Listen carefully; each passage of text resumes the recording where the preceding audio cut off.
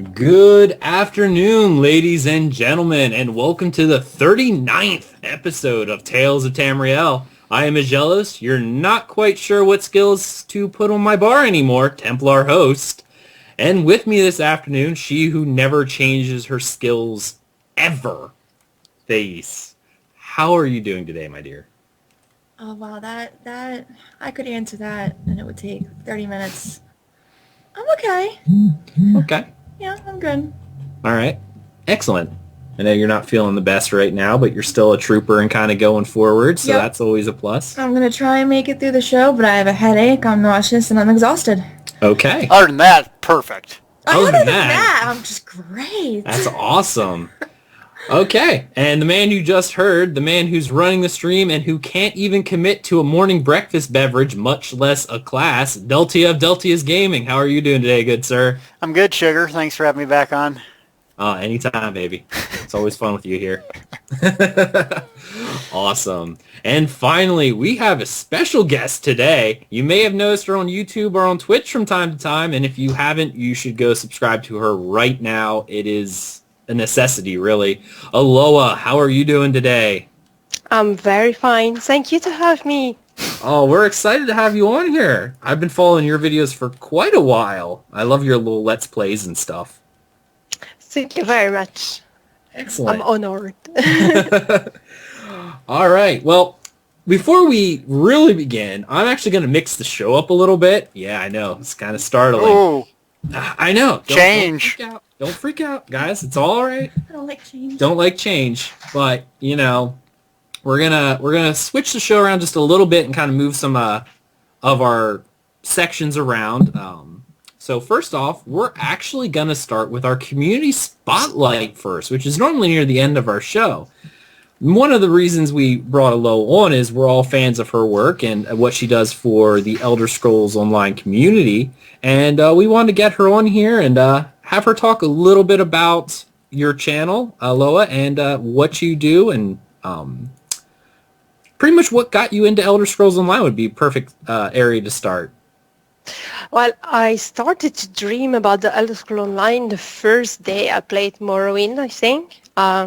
The first video game style that really hooked me up was Anarchy Online, which was my first MMO. And when I played Morrowind, I was amazed by the world. I find it so gorgeous and beautiful and the story amazing. But I felt so lonely. And when I was walking in Balmora, I said, this would be so awesome if there were other players here. So when the Elder Scrolls Online had been announced, it was like my dream come true. And so I had to see how it was going, and I started to get very involved into it and discovered that was just the game for me. And so here I was. So I started to make my channel once the NDA had been lifted. And before that, I made video, but more as an amateur. I was just doing for my guild or stuff like that. And once ESO got out, I tried to make things that were a bit different than what everyone else is doing, because I think it's there's enough YouTuber, and it's a bit pointless to bring exactly the same thing that what other people are doing. And I also wanted to do something where I was good at, that will reflect my way of playing and my personality, which is not a pro gamer. I'm not a pro gamer, which is why I try to always, when I make something which looks a bit like a guide, it's not really a guide, it's more my experience and what I'm trying to do in the game, and it may be a complete mistake, and I try to be honest with that and to not, it's not guide that I'm making, it's more experiments, and just follow with me my adventure and see how it goes. Maybe it can inspire someone and give them some ideas. So that was a bit the point of the diaries series of video. Okay. That's awesome. I love her. Thank you. I didn't mean to interrupt you. Do you have something else you want to add to that? You can keep going. Something else I wanted to make, it was the series of video about the lore which are the dungeon stories. That's actually a demand of some viewers, and a lot of players do not have the occasion to enjoy the stories when they do a dungeon for the first time, and they missed part of the quest or something like that. So I try to provide that, so if someone have missed the quest, he can enjoy the story after. I've actually been watching a lot of your dungeon videos. Thankfully, whenever we ran a new dungeon, we have a guildie who runs us through, because if you've listened to the show, you know Thaisa's and I play style is we talk to everybody, we read everything. So most people who are running dungeons don't like running dungeons with the first time, but he always runs us through, and he's like, just go ahead, I'll go AFK, talk to whoever you want. But a lot of people, if you're pugging or doing pickup groups for dungeons, I know we did that for the first time, and we got yelled at by people going, you're actually watching the voiceovers, so it's really nice to see you doing these videos so you can go back and watch them afterwards if you were unfortunate enough not to have friends to run you through and patient enough to let us read and everything. So those are really cool. Yeah, it's a bit sad that some people are really playing the game. Well, everyone played the game how they want, but there's so much into it, so much work, so much quality. It's sad to miss that. Yeah.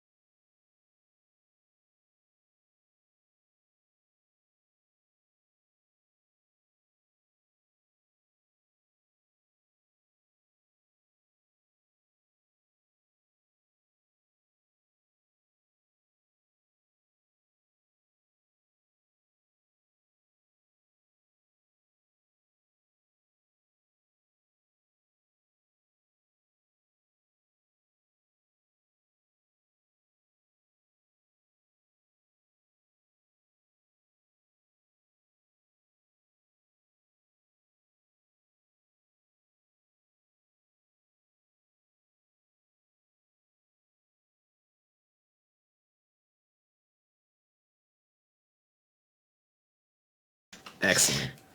Oh, deletedly. Okay. Oh, there's a slight delay. All right. It's okay. Well, yeah, you should go find her on YouTube, check out her videos, follow her on Twitch for when she streams. If you, I guess, you're from overseas is all I'm going to say for now. Yes. Yeah, so... Oh, go ahead. I'm sorry. No, I'm from Belgium. Okay. I didn't want to say it because I'm not going to say anything, but I know she's from there. So if you work, if you're in the U.S. and you work like a morning shift or late shift or stuff, you can watch her videos and watch her stream and stuff like that when she streams. And or if you have a job like me where you can just watch streams all day instead of working, that's when I tend to watch her streams. I'm sitting there at work, not really working, and watching Elloa do her streams. So it's fun. That's what I do. So there we go. All right. So give her a follow. She's an awesome part of the community. Absolutely fantastic. And definitely deserves follows. I love her. You should go. You should go. All right. Deltia. Yes. You had something you wanted to announce here as well during the community spotlight. I did? No, I'm party. joking. Yeah. Okay. Party. Like you didn't forget already, sir. It was what? Like 5 seconds ago. Dude, I don't even remember what I ate for breakfast. But yeah, Party Pyro Guildie Hard Contact is going to run in a PvP event for Lobies in Blackwater. So that's a non-veteran campaign. So you don't have to, fear the VR14 legendary gear guys like me running around nuking you. He's going to lead you through and kind of put all of his PvP knowledge to the test and kind of teach some people things. That's going to be 6 o'clock Eastern Time, Tuesday night. So if you're looking to get into that, you just show up, Aldemary faction. We're going to go in Blackwater. That's, once again, non-veteran rank characters. So bring your Lobies out. And that's a great idea, because a lot of people that are not so much into PvP, they are a bit scared to get into it, and to have a mentor to show them all the tricks can be a really good initiation. Yeah. I'm not that guy. Clearly, it wasn't Deltia hosting this. No, I am not that guy. No, but we have our Saturday event, Saturday PvP. So Nice. Where he just nukes people. He just nukes people. yeah, today I went 97-1, 97 kills, 1 death. Wow. Oh, show off. All right. Well, we're going to move off from the community spotlight before Deltia explodes. My We're head, gonna move my head on gets to bigger. our guild corner, where we're actually going to promote some of the guilds that we're part of. So, Deltia, would you like to go first? No, he's not allowed. Come on, please, real quick. I'll make it quick so this isn't a 16-hour show. And if you guys write in some sappy emails, I'm not going to try to cry on the stream. So let's get that out of the way. So don't be writing that crap. I'll be crying. Anyways, hard contact tonight. Res Rider is going to kind of spotlight our guild. So we're going to do some PvP. It's tonight, 7 o'clock Eastern time. And that's just going to be us walking around talking about our guild in Cyrodiil. So if you're looking to see kind of what hard contact's like and want to hear me ramble on about all things, PvP, that's what we can do. Or you can contact me at Deltia Anytime anytime if you want to invite. And if you join hard contact, there's no pressure or anything. If you want to be part of the hardcore stuff and do some of that, we have that too. But, it's just a casual guild for the time being. Okay. And just to mention that, because normally we can go without mentioning, but we do have an EU player here. So that Hard Contact is a US mega server guild, correct? Yep. Okay. Yeah, I knew that, but I had to make it sound like a question. We don't mess with them Germans. Okay, and Elloa, why don't you tell us a little bit about your guild? My guild is a very small and cozy little community. We are playing several games together, but we are not the large multi-gaming community. It's an international small one. And ESO guilds, we are on the EU server, of course, and Daggerfall Covenant. And we are taking our time, enjoying ESO together, leveling, making dungeon, organizing events once a week. It depends. Sometimes it's Cyrodiil adventure, sometimes it's fishing, sometimes dungeon, sometimes it's role play. It depends on our moods. And you can find us on Anuk.com, which is the social network for gamers that everyone should join because it's awesome for every game, every platform. It's a sort of Facebook, but well-made and for gamers only. Voilà. Excellent. Yeah, I've been poking around it since every time I follow you on Twitter, you keep promoting it and putting all your photos and stuff out there. So I've been poking around. I'm one of those lurkers. Creeper. Well, we call him a creeper, not a lurker. Yes. Well, whatever you want to call me. It's fine. A creeper. I'm an internet lurker, creeper. Whoa, internet lurker. Yeah. I wouldn't promote that. Especially not around schools. Well, it gets out there, and that's what happens. But you should everyone should go at least join that site as well, and you can interface with a pretty awesome community. Not just Elloa's guild, but I've contacted several other people from there that actually harken back to Anuk, and they're a nice group of people there. So hang out. Yeah, for instance, Sig, which is taking care of the postcard of Tamriel is there. And you have great people. Excellent. So it's better than the Reddit community, is what you're saying? Oh, much better than Reddit. Much better than They've Reddit. been pretty nice to me lately, though.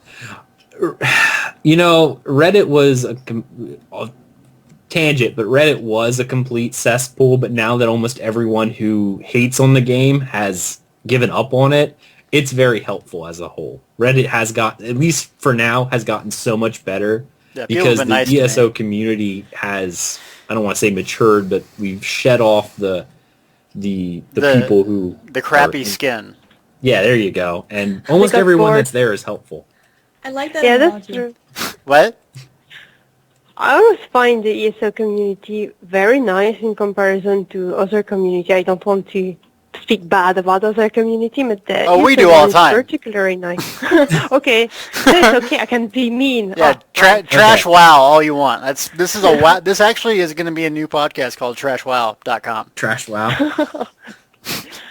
But We can all agree that the ESO community is far better than the League of Legends community. We can all agree on that, right? you take two extreme there. Too extreme there, yeah. Like, by leaps and bounds, we are better than League of Legends. There are so many times when people have made me cry. Yeah. Yep.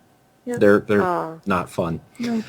All right, we're going to move on to our next section, which is now the game news. Now we're kind of back on track, so all you guys who are freaking out that we kind of switched the show up a little bit, it's okay. We're back on track.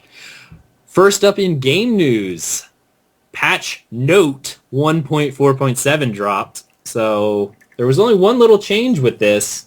Skill experience bonuses will now properly calculate when you swap skill bars. Yeah, this bug sucked. Yeah. Deltia, I know you got hit by it a lot, and a lot of people, even on Reddit and the forums, were complaining, like, we're losing experience. Yeah, I'd go to do my little grind to get its skills up, and then it would hit like 49 and then just go back. So you couldn't get like 50 in a certain skill. As soon as you got 50 and logged out, it would go back to like 48. Oh, Yeah, that wasn't fun.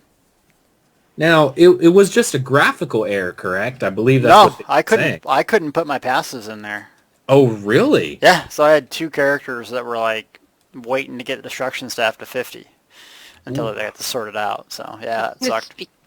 Elloa, did you experience, or anyone you know experience this error? I have not pay attention to that, but I'm still not max level.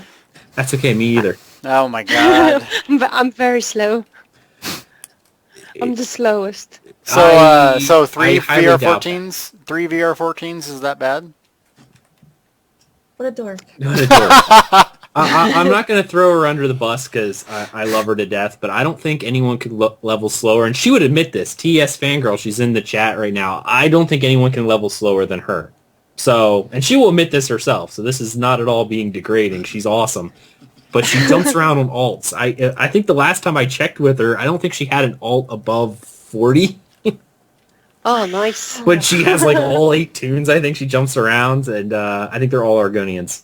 Oh, that's She amazing. can tell me if I'm wrong, but When she gets this in 30 when seconds. she gets this in 30 seconds, she'll probably go in chat and going, I at least have a 41. But we have another guy in chat, Kipster. He lets us read all the books, but we entered, what dungeon was it? Level 50 dungeon?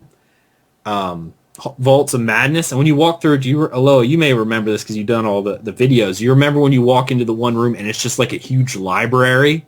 Mm-hmm. I think his heart stopped a little bit because he was letting us read like all the little notes, but we read the books too, and he walks into a giant library and he's like, oh, crud. But he was really nice though, because he's like, okay, just go ahead. I'm gonna stand here and cry. I couldn't in good conscience do that to him. I'm like, we'll just do it. We'll come back later and read books. I felt so bad because it was like a huge like Hogwarts library. He walks in, you could just hear like his heart drop. Like, oh my God. I'm gonna be here for like 4 hours. So we level very slow as well. I think during our tales, which we'll talk about, I think we spent 3 hours in Shornhelm just running around talking to everybody. Mm-hmm. It was a very long time. Even people didn't offer us quests. Doesn't matter. We still talk to every single NPC. Yeah, And but then I think it... Go ahead. Oh, sorry. No. I already forget what I was gonna say. I think it harkens back to, Elloa, you'll be able to sympathize with this, the Morrowind playstyle where there was no quest markers. You had to talk to everyone to try to figure out quests and stuff like that. That's where I get it from. Yeah. But it gives so much more atmosphere and so much more information about the whole world when you speak with people, because you will have, for instance, yesterday I was doing quests in Craglorn, Cold Harbor, sorry, and there's just a little love story from two NPC that's just something really without importance. It's even not a quest, it's just comments.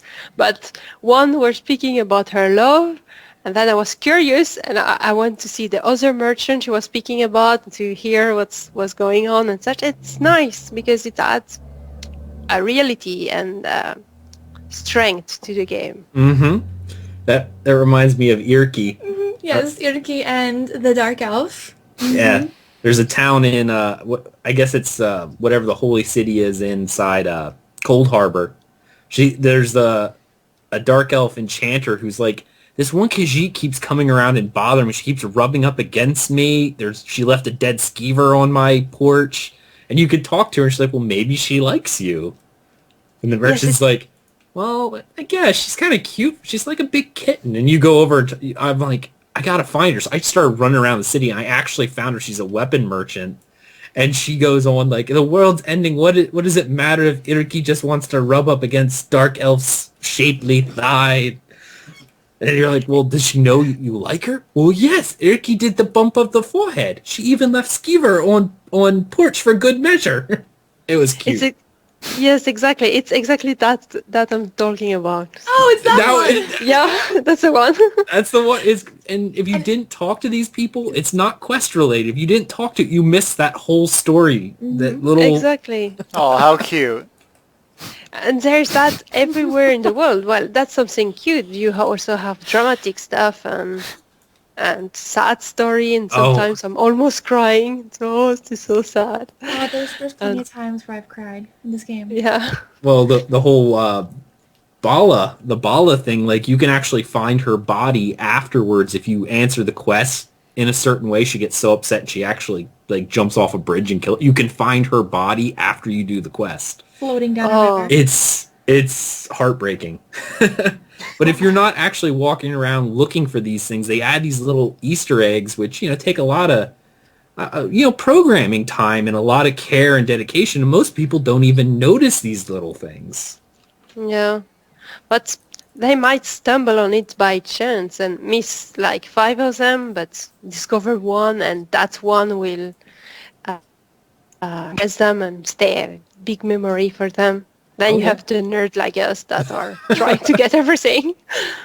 I agree. I think we need to keep a low on the show all the time now and remove Deltia. Well, Deltia is judging us. Deltia is judging us, so Hear the Deltia is judgment? going to have to leave the show. Yeah, you can smell it. All right. Well, that was a little tangent, but it was a good tangent. We're going to move on to the next bit of news. The PTS has updated to patch 5.1.1. 1.5.1, there we go, on the PTS. And I know Thais hasn't she's actually gotten a chance to see it from my computer because I downloaded it, and she got to see some of the face effects. And I know we talked about this a lot, but, we have Elloa on here. I kind of wanted to, Elloa, have you done anything on the PTS?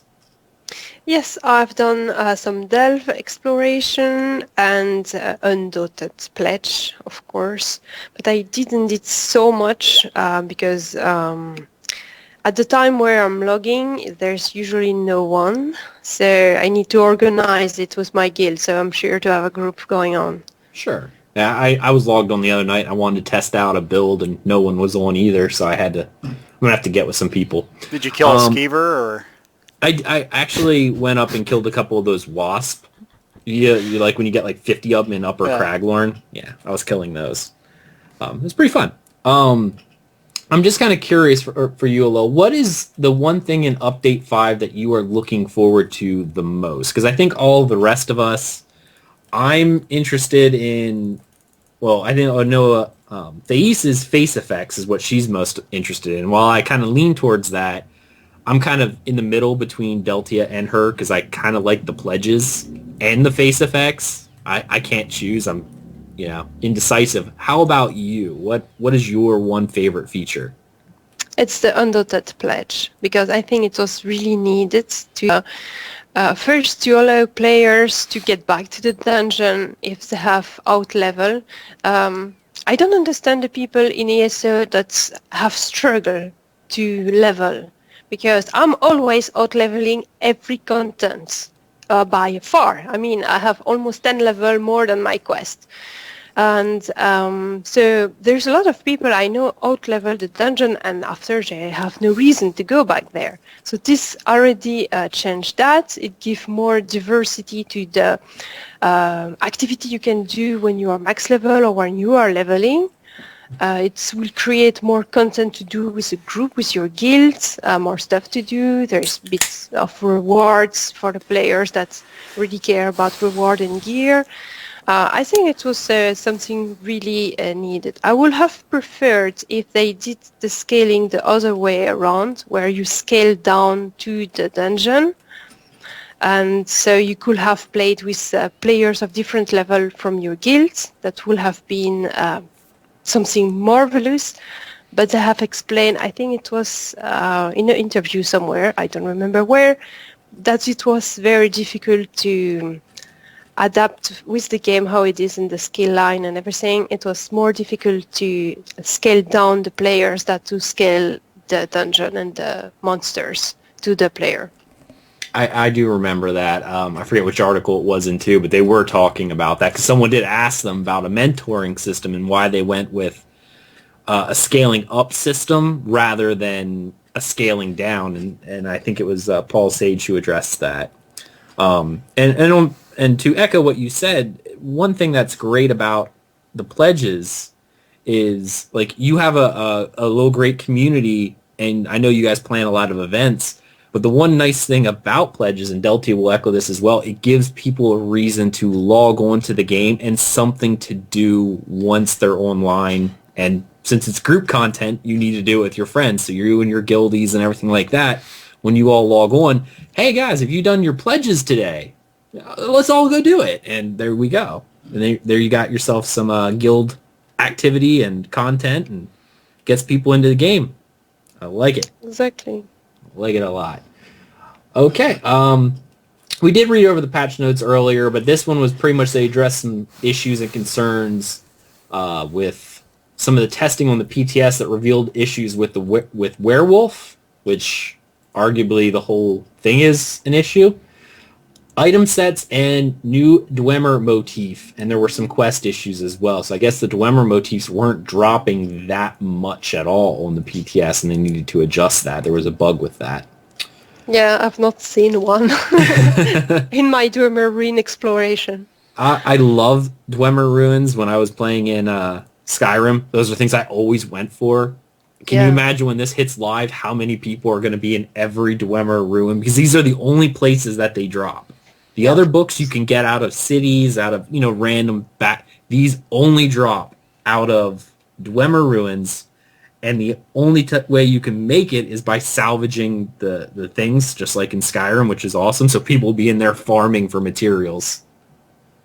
Yeah, so, it's great. I love the Dwemer, so they're one of my favorite parts of Elder Scrolls. And I think we looked at it the other week. Did you guys all see the models of the art, or not of the art, of the armor models? Yep. You saw them? What do you think of them, Deltia? Well, they're fantastic, but who wants to wear a dress and a skirt? I mean, until I can make my costume, I'm just going to wear disguises. I'm sorry, I hate it. I want to wear all this cool armor. I want to wear Ancient Elf. I want to wear Daedric, but I want to wear heavy stuff that looks BA. Yeah. I don't want to wear a dress and a stick. I'm like you, man. I like doing the whole... I make a paladin type character. I like walking around in the gleaming white plate mail, if you will, and carry a big sword, but wearing plate mail does not allow me to carry my giant greatsword because it makes me tanky. Elloa, did you see any of the Dwemer stuff? No, actually, I see artwork, but nothing in detail. Oh, okay. I think, what was it? Was it in episode 3 of ESO Live? They kind of teased it out to us. There was a video, I think. Yeah. That's where I saw it, but that was too fast. Oh, yeah, it was only like 10 seconds, an hour and a half into it. They're like, oh, by the way, Dwemer. And then I kind of held it up and took it away real quick. I actually had to pause. Like, I'm sitting there, like, holding my mouse over the pause button. And look, pause. Oh, that's what it looks like. It looks pretty sweet. It really does. I like the light armor, because the light armor has a Dwemer mask on, so it's like a hood with one of those Dwemer bronze masks on. It looks pretty neat. I don't like light armor, but... Oh, everyone likes light armor. I don't think anyone likes light armor, but they wear it because... I hate light armor. I like it. I hate it. Hate it. You like light armor? I know you do. Yeah, my Argonian light armor is just fantastic. Oh, Yes. jeez. Yeah, that's true. Leave I it to agree. I agree with Thais. Thais. Oh my god. No You guys- one's asking you, Deltia. You guys are picking up on me already? It's like 5 minutes into the show. I got 3 people teaming up on me. All right, go. It's how it goes, I guess. I'm just going to get on my Argonian right here, sweats while eating. I saw sweats while eating. Well, I it's better told than you mine. Deltia'sGaming.com. That is true. That is yes. That was shameless, Deltia. It hasn't got My- name changed yet, so I'm still going with it. My rating niche always makes me want to make an Argonian stands in fire. Stands Just in red because. circles. Stands in red circles. Yeah, that's my rating Argonian. All right, we're going to move on to the next bit of news, and oh my goodness, where are our royalties? 2 new Elder Scrolls books are coming out by Titan Books. If you haven't seen these, Titan Books announces 2 new Elder Scrolls books that are coming out. But you can't order them. Can't order them yet. That's kind of weird. Let's see here. Actually, you know what, Days? I'm going to have you read this entire thing up to, right there. Okay. Not since Encyclopedia Britannica's heyday have volumes of books looked this cool and demanded to be on your bookshelf. With The Elder Scrolls Online, 2 volumes covering the land and the lore feature never-before-seen art and extensive lore surrounding the game. Meanwhile, by popular demand, the Skyrim series offers the first opportunity to get all of the game's in-game texts across 3 volumes. The first volumes of these books are expected to be released in March of 2015. For more information, read the full press release below. Titan Books announces 2 new Elder Scrolls book series. Titan Books today announced 5 high-quality, in-universe artifacts for fans of the Elder Scrolls. Bethesda Softworks' internationally acclaimed and best-selling video game franchise. Titan Books, known for high-quality film, TV, and gaming tie-ins, with particular strength in the area of licensed entertainment titles, has been granted worldwide rights on the series. The Elder Scrolls Online, Tales of Tamriel, Volume 1, The Land, and The Elder Scrolls Online, Tales of Tamriel, Volume 2, The Lore. I think we should sue. They took our name. Yep. Yeah. I mean, seriously, Trademark. I saw this and like, we need royalties, or at the very least, I think they need to send signed copies to all of us. I'm fine with that. You know what? Yeah. I kind of agree with that. Yep. I think they should, because they stole our name. Mm-hmm. All right. Step into the fantasy world of Elder Scrolls Online with The Elder Scrolls Online Tales of Tamriel, a series featuring a vast collection of in-game lore and original art. The 2 bound volumes chart the ongoing struggles between the Aldmeri Dominion, the Daggerfall Covenant, and the Ebonheart Pact, as well as the deadly invasion of Daedric Prince Molag Bal. Each book features close to 100 specially commissioned, never-before-seen pieces of art illustrating the lives, the land, and the lore of Tamriel at War. We'll just stop it right there, because these next parts, there are 3 other ones for Skyrim as well. If you guys have not seen these, they look, at least from the art-wise, they look really nice. And I actually went to Titan Books earlier just to look at some of their other stuff that's out. And they really do some really nice high-quality things with these. They're not, like paperback books or anything. They're really nice. Really, really nice. So, Object of collection. oh yeah. But you can't order them. That's fail. Can't order them yet. Fail. Who's actually planning on getting them here? Oh, I'm going to get them. Are you kidding me? Yeah. It's amazing. I know. I wanted to order the thing, and they not online. It made me mad. Deltia's throwing his credit card at the screen. Take my money! Take my money, you freaks. I know we're going to have to get them, because we actually got almost every bit of ESO lore stuff. We got the Guar plushies. We got the Hero's Guide, which was gorgeous. The Hero's Guide is sick. It is absolutely Do you like the story in that? Mm-hmm. Yeah. Yeah, I like it. I like how they tell it from that guy's position where he's just kind of like running around from place to place to place, and he meets Marco. No spoilers. If you haven't got it, you think I'm just a meathead PvPer, which is true, but I do like me some lore. Likes me some lore. Like me and some like lore. the quality of it was absolutely fantastic.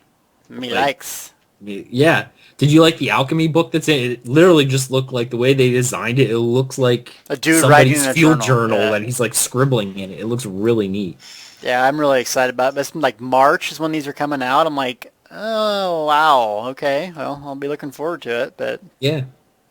Hello, are you, have you gotten any of the swag for ESO? No. No? Honestly, That no. was an awesome no. Oh. No. No, no. I think we're going to have to get something for Aloha, because this is just... And send it to her. I think I'm going to have to buy her like a Guar plushie. We should get her a DeltiasGaming.com shirt. Oh, What? oh, well, that's nice. Another person who Yeah, got she's gonna get one before you guys do. I think he needs to be kicked off the show. That is just, man. I think Elloa is now going to be our new permanent host, But- and Deltia is gone. Oh my god. Oh, the poor... No, don't do that. I don't want to steal the place of someone. But you're right. You don't want to steal the place of someone, but it's Deltia. Yeah, So it doesn't I'm not even a full person. I'm like I'm like 1/3. We love you, Deltia. No, I love you, sugar. I know. Yeah, we're gonna have to work on something. We got to get Elloa a present, A plushie. a Oh, plushie. so sweet. Yeah, we're gonna have to. We'll have to talk after the show. Give you a little something special for joining us. I want a plushie. You haven't got me anything. Your pleasure is being with us every week. Yeah, maybe I'll get you a plushie when I get a T-shirt. Oh, all right. Next topic.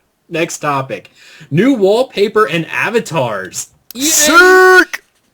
I love the avatars are on the forums. I'm on the forums fairly often, Yeah, we know. so I was playing on it. Hey, yeah, come on now. Can I- Awesome place to go. Can I complain? You may complain. Go ahead. I love the wallpapers, and I was like, yes, 1.5, this is going to be City of Ash. It's going to be smoldering. It's going to be things burning. It's going to be bodies flying. Metamarco is going to be coughing blood. It's going to be awesome. And I get a gosh dang tree. You know what I'm saying, bro? But that's nice. Oh, That's the city.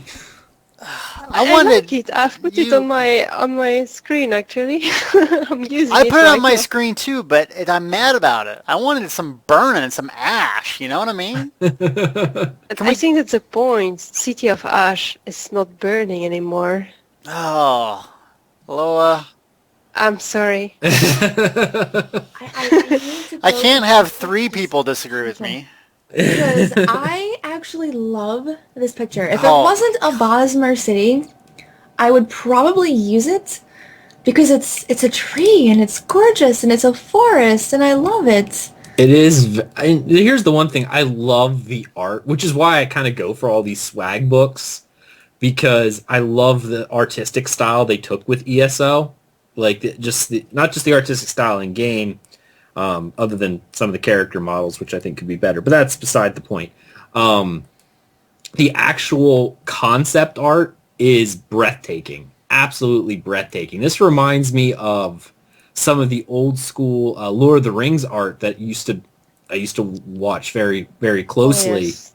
Just that high fantasy, but it's kind of that larger than life scale to it. Like, even in this one, you see one lone figure walking through it, but the focus isn't on him. It's on the entire world around him, and it just grows out from, he's in like almost a dead center, but the world spans around him, and it's absolutely gorgeous. If that's a Bosmer, I just want to take an arrow. You have and no idea shoot what it through. is. It is a silhouette.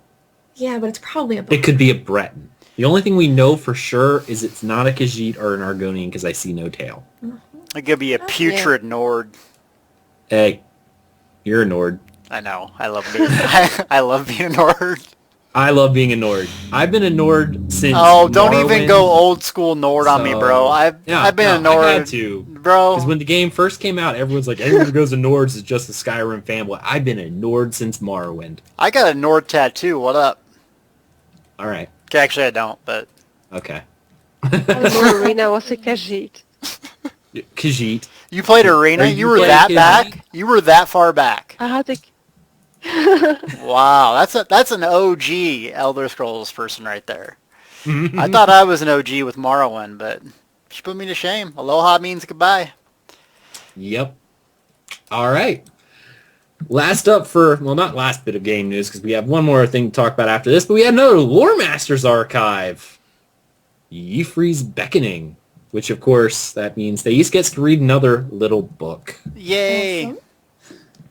I have not read it yet. Reading it now? Yeah, Okay. yeah. Y'ffre's Beckoning by Gwayring the Green Lady.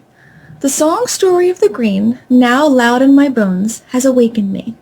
I hear the tale as life in motion, the weave made real second by second, spun gleaming thread over gleaming thread. Every fleeting footfall is a drumbeat, a word, a thought blessed with shape. Each loosed arrow becomes an exclamation, a twist in the telling, a beginning and an end, and I am dissolved into we. I have become the hunter, the protector, the vengeance of the green. My memories are drawn from the rivers of history known by Bosmer since the formless times. It was my hand that carved out the hearts of the bracken malice, the writhing foe that devoured our children and made mothers and fathers wail in torment. My own arrow pierced the eye of Duloth the axe-haft, vile orc who ordered his crowd surge of followers to burn and hew tree and frond. When sickness came to the beasts of Grotwood, I hunted without rest 100 nights to feed the hungry. I will hunt 100 more. All of these things I have done, I will do again when I am called. The cries of Y'ffre's children, their joy, fear, rage, and sorrow only grow stronger in my heart. They are thrumming of life in the deepest woods. I hear them in my dreams, their emotions becoming my own and echo 1,000 times louder within me. Nothing will stop me from calling out my response. I will answer them until my blood soaks the loom and feeds the roots of grot oaks. Though I hear the tale, the earth bones tell, some fear yet remains, some worry still haunts me. I am the Green Lady, and in my spirit there is no doubt that it is so. But in my mind, I am just Gwayring, archer girl, brave but small. I am afraid. Will Gwayring fade away? Can she withstand the torrents of primal emotion that now rises? Is she strong enough to answer the green and play her part? Can she protect her people and the Sylvanar? But I take some small solace knowing that my doubts and fears carry little consequence. They are a small digression, the interruption of an impatient child, as the spinner tells his tale. Time will carry on, and the story will be told without pause, never reaching an end, but ebbing and flowing. I will be called, and if my voice is not strong enough to answer, my role will end, and another will emerge. Such, I see now, is the way of the world. That was probably one of my favorite books that they've actually done for the Lore Master Archive so far. I really, really liked that one. I agree. Other than the fact it's talking about a Bosmer, I mean, that's almost straight Tolkien-esque writing right there. And I loved it. Yeah. You liked it? Yeah, very much. Okay. Except that it was a Bosmer. Except it was a Bosmer. Thing. Okay. All right. We got a little bit of question and answering things for lore, so we're going to go over these real quick. First question. I have wandered Tamriel for many years, and no oral culture evokes as much wonder in me as the Bosmers. Their emphasis on storytelling is fascinating, seeming to be a form of magicka ritual itself. They seem to be able to change the past and the future by weaving new chapters into an individual's narrative. This is undeniably a gift from Y'ffre, the spirit of the now. What I wish to know is, does storytelling magic intrude upon Auriel's sphere, or is it part of it? The Green Lady says, magic was the gift of all the divines who contributed to the making of the Mundus, and thus all mortals have some ability to channel magicka and change reality, albeit locally and perhaps temporarily. But the alteration is real. The way of Y'ffre is narrative magic, for storytelling is an act of creation. And what are our lives but stories made real? Wow. That's a good answer. Yeah, lore answer right there. This one knows... Oh, I gotta do this in a Khajiit voice. I don't know if I can. This one. Oh my. This one knows that the Bosmir pride themselves on being among the best hunters across Tamriel. Stop it. This leads, oh my goodness, Mavaku to wonder about the prominence of the Prince of the Hunt, Hircine, in their culture. Y'ffre notwithstanding. This one could not imagine how such a people could not be tempted into serving one who seems so inherently embody their way of life. This one appreciates your time. That was cute. I tried. Don't make fun of my Khajiit. Of Hircine the Hunter can be benign and harmless, as when an archer asks him for luck when drawing a bead on a stag. Taken too far, however, the cult of Hircine can serve as a justification for cruelty and a rationalization for oppression and murder. We saw an example of this in our own recent history, leading up to my handfasting to the Sylvanar. The Daedra exist, and when they intrude upon mortal affairs, sometimes we must deal with them, but doing so is always perilous. This is something the foolish and greedy among us often forget. Okay. Interesting. All right, we got 2 more questions here. I'm trying to read to see if it's a Khajiit because I want to do Khajiit voice again, but apparently not. As many outsiders do, I find the Green Pact a bit puzzling. 2 of the tenets appear to be eat no plants and eat only meat. I like these guys already. These are not really the same thing. Do strict adherents to the Green Pact not consume dairy products, honey, mushrooms, or insects? Though the Green Pact appears simple on the surface, its doctrinal details can be baffling to outsiders, and indeed, even the wisest of our spinners disagree on some of its aspects. The first tenet you mentioned will be better stated as harm no living plants, and this we strive not to do, even when we sing the house songs to the trees, so they will form lodgings for us. But does it harm a living plant to eat its fallen fruit? Indeed not. In fact, in this way the plant's seeds are spread. The second tenet you mentioned is better known as the meat mandate, but how strictly is it followed varies from tribe to tribe, and, indeed, from individual to individual. However, dairy products, honey, mushrooms, and insects are eaten with zest by all but the most ultra-zealous of Pact Bosmer. Elloa, do you play a Bosmer? No, I'm sorry. You don't play a Bosmer? No, I play a Breton. A Breton? Okay. How do you feel about the Bosmer being cannibals? I don't mind. See? They are eating their dead people. They are not wasting any resource. It makes sense. Yeah, there you go. Why don't we do that? I don't know. Yeah, maybe not. This is not doing well for my morning sickness. No, probably not. I was going to say, pretty much other than the fact that they eat what they kill, which includes, like, enemies that they fight, like, I have no idea why you don't like the Bosmer more. They're like, other than Argonians, they're like huge hippies. Come on, like the nature loving, the trees. No. How dare you compare the Bosmer to Argonians? That is just terrible. Okay. There's another question. They're both okay.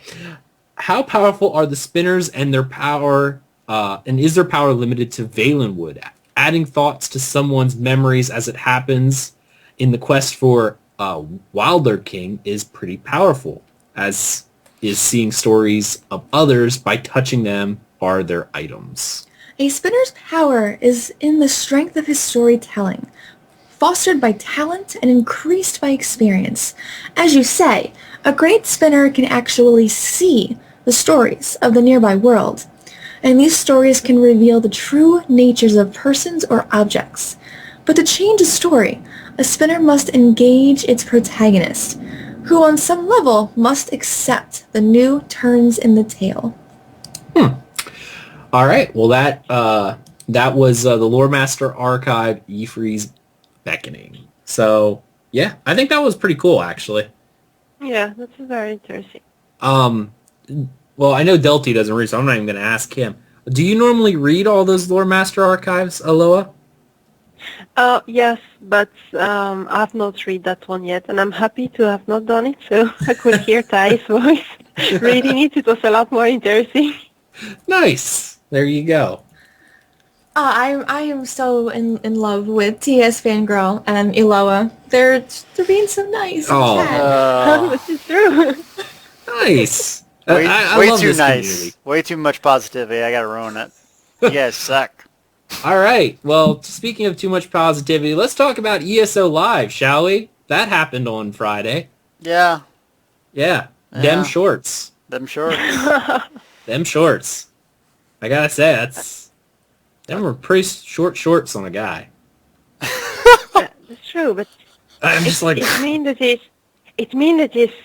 I really like this show because it shows the developers in a more human light. They are not just random names that are nerfing your class or making bugs and stuff like that. You see the guy behind, which is attempting, which is doing his best, which is passionate by his job, and who try to make a game good. And even if he's doing a mistake or there's a feature that you disagree with, you will see this person that have taken this decision, and to see him in short, give him more, I don't know, consistence. It's like a human, like you and me, with his weakness, his strengths, his taste, personality. I think it's very, very nice to make a show like that. sure. I mean, I can tell you what, it makes it look like they have a lot of fun while they work. Yeah. Yeah. So what do you guys think of Jason's hair? I think that's what his name was.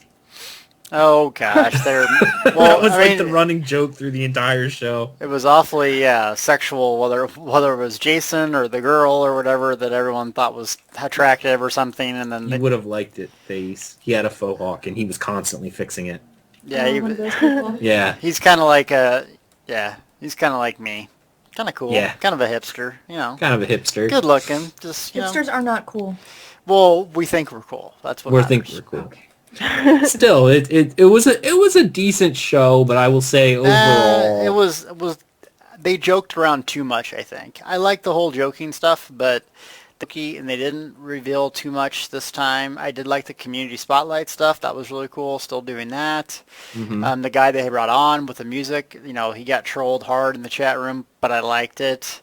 So yeah, I liked it, but they wasn't as meaty. They brought the guy on, you know, Paul Sage, yeah. and he answered a couple really good questions, but then kind of ducked a bunch of other ones, like their consoles, and it's like, well, why did you come on the show when someone else could have just easily said this stuff, you know? sure. Disappointed. Before I say anything else, Alo, what did you think of the show overall for this I think episode? that of that episode in particular, it was a little bit less good than the third one because they had less information to share. But they tried. I think they had less things to do because they do not have every 2 weeks a lot of information to give. So they tried to set up a show with still interesting information to share, but there were less content, so the quality of the show was less great than the third one, where you had like 5-6 developers that were speaking about the update 5. It was a very exciting show. So in comparison, it seems a bit weaker, but it was still nice and interesting to see the people coming and to have the occasion to interact. Absolutely. I think the fact I love the premise of the show. Absolutely adore the premise of the show. Like just what they do. I don't know of any other MMO out there. I think WildStar does something on a bi-weekly basis as well. But some of the bigger ones like Warcraft doesn't do this. not on a weekly basis. I think they have their BlizzCon, which they do every year. And charge their but, fans tickets prices. Yeah. Which is cute. Yeah, but this is something that we get to meet the developers. They do it on a bi-weekly basis, and sometimes they drop a lot of little nuggets, which are, like in the last episode, like the Dwemer armor, they were just dropping little nuggets of information that would allow us to grab onto and just really dig into it. The problem with this show in particular, and I think it was not so much with the show itself, it's the hype they brought on with Paul Sage. Yep. If this was just a normal show, I'd be like, yeah, I wouldn't thought much. But they brought Paul Sage on, who characteristically always drops a bomb. Like, every time he's on some sort of show, he tends to, he's kind of like Santa Claus at Christmas. He comes walking in with his bag of ESO goodies, and he's like, "Hey kids, how are you doing? Before I leave," and pull something out of the bag, and it's like, "This is for update 23," and we're like, "Oh my goodness!" But he didn't really do any of that, and I mean, maybe that's on us. Maybe we're being a little spoiled, I guess, and whatever the case may be. I completely think that you guys are being spoiled because they don't have to do this. They don't have to tell us anything. That is true. But Yeah. they still get together. They still show us their human sides. They have fun. They joke around. They can tell us things if they want to. Mhm. It's not a necessity. But you guys are acting like it is. Like, because they do this, they have to tell us something amazing. No, I don't want it to come across like that because we are appreciative of it. But you got a point. I think it's really just like I said, because Paul Sage has characteristically in the past, anytime he's been on a show, has always dropped large bombs of awesome on us. And this time he didn't. We're like, well, I think it kind of got all of our hopes up, because when I saw when it said Paul Sage is going to do a Q&A, I'm like, oh, I know he's going to drop something, because he always has in the past. That's not on them. It's just me getting my hopes up from past experience, That's how I feel about it. So, yeah. But there were some pretty neat stuff. I do want to kind of go over a few little things.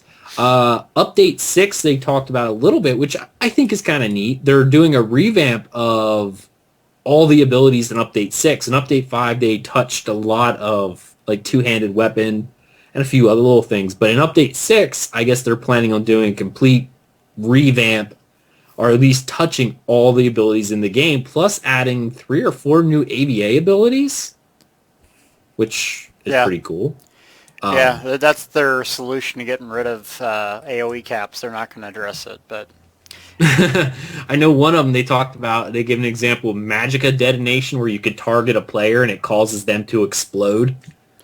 yeah, I mean, you're going to see, just like anything, that sounds great and interesting on the outside, but when 15 people are casting that, where can you go? I mean, so, they're going to have to do some balancing things. You can't just do that. It's going to get abused, and what are the morphs going to be? You get 50 life back? I mean, I don't know.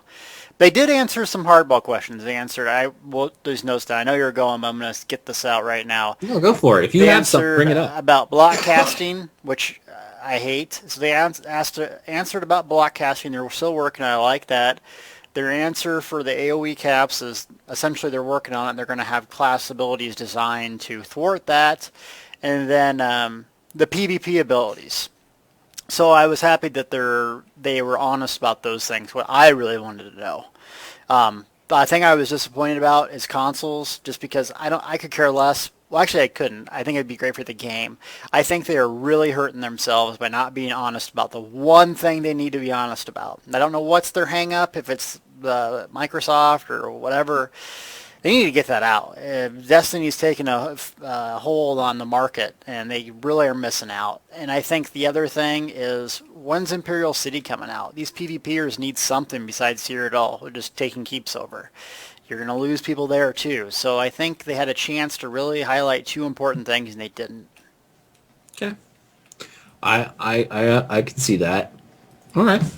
Elloa, I'm going to go over a few more things, but I figured I'd ask you as well. Did you notice anything from maybe the Q&A that stuck out to you? Well, not really. Okay. I didn't have my answered. so it was, Oh, it's okay. was sad. I'm Not just, really. you were sitting there and you weren't even paying attention to the question. You're just sitting there going, when are they going to answer mine? When are they going to answer? Yeah, I know. It was like that. No, not that one. I don't Not care. that one. That's not me. Not that one. They start mentioning the name. This comes from, and I'm like, where does it say Aggelos? Where does it say Aggelos? And this comes from Harry. I don't even care. Yeah. Well, I did highlight a couple, which I want to go over here real quick. I know they're thinking about a possibility of adding weapon ultimates in the future. Now, this is just a possibility, but something they're thinking about. Which I think would be kind of neat. More ultimates is always fun, as long as they're, well, I mean, we already have our share of non-useful, but you can never really go wrong with more choices. I disagree. Especially with the rest of stuff. Totally. I want to see the ultimate for the rest of stuff. Do you imagine that? You're a Dragon Knight healer. That was my first concept that I didn't did live, but the one I tried on the beta. Dragon Knight healer with the rest of stuff ultimate. That would be cool. Giant barrier of awesome that heals everybody, and yeah. They already have that. I know, but it'd be even better because it's ultimate and it would only cost like 100.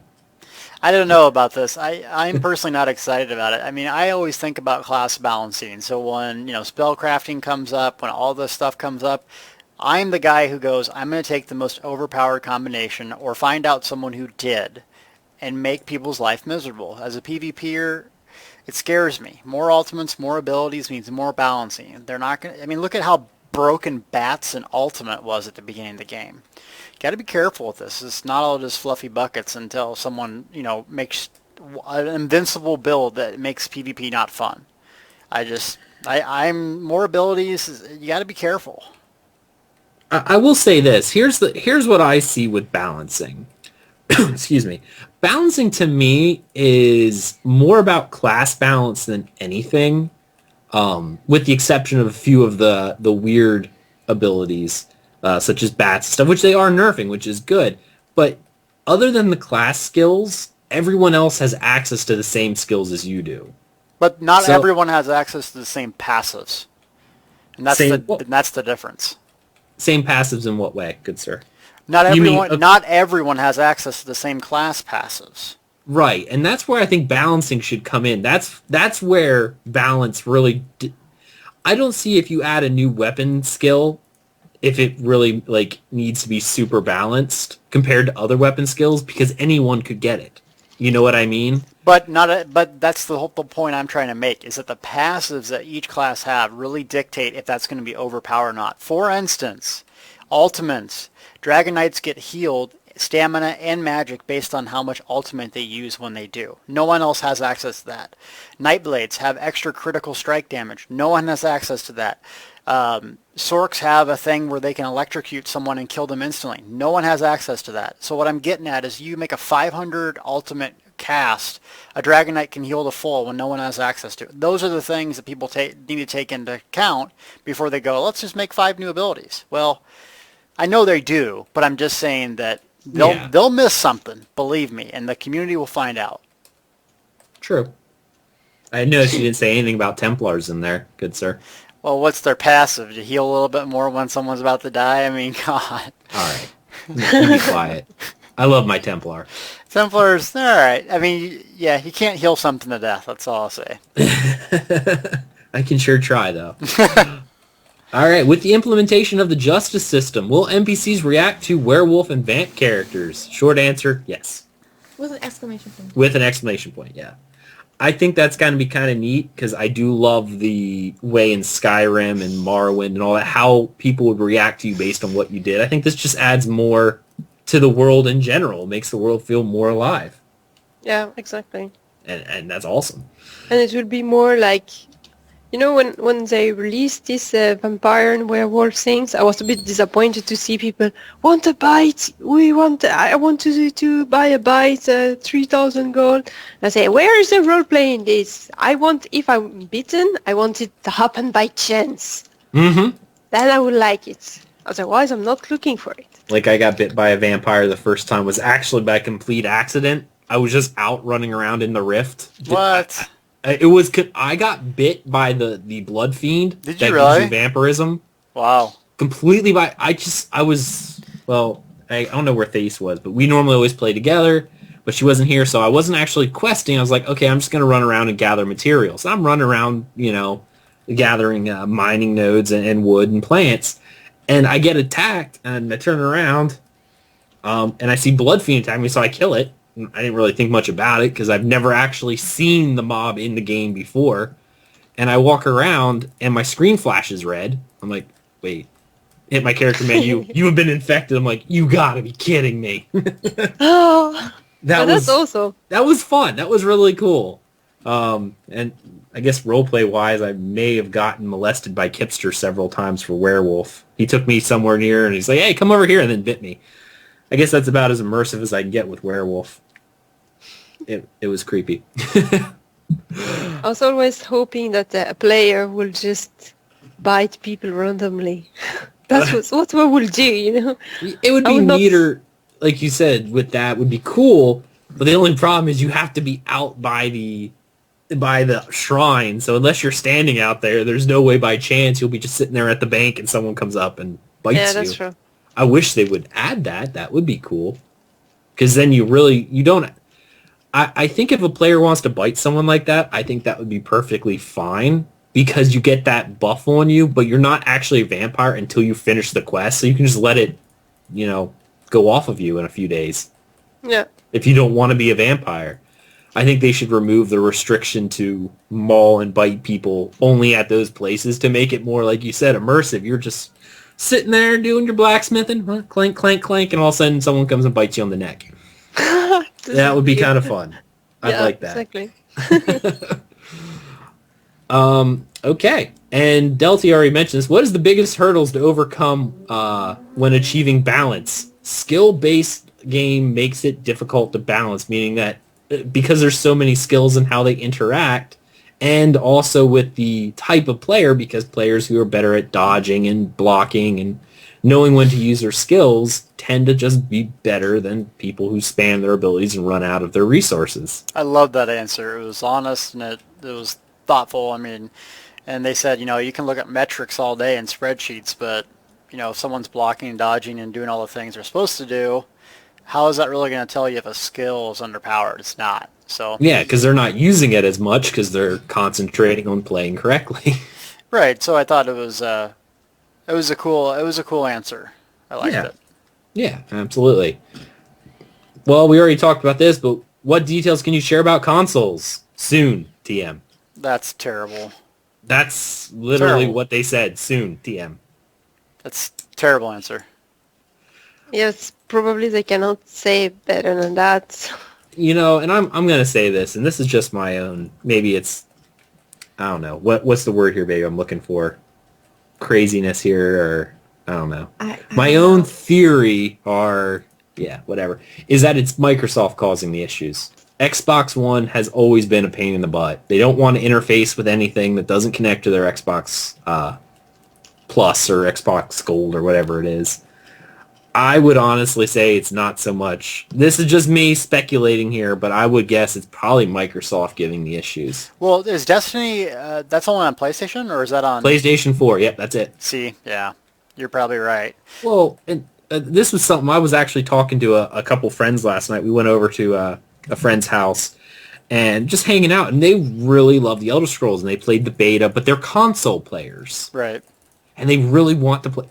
They're going to play it on the PS4, and the only thing I'm sitting there thinking of is I hope they surprise us at some point and merge the PlayStation 4 mega server with the PC.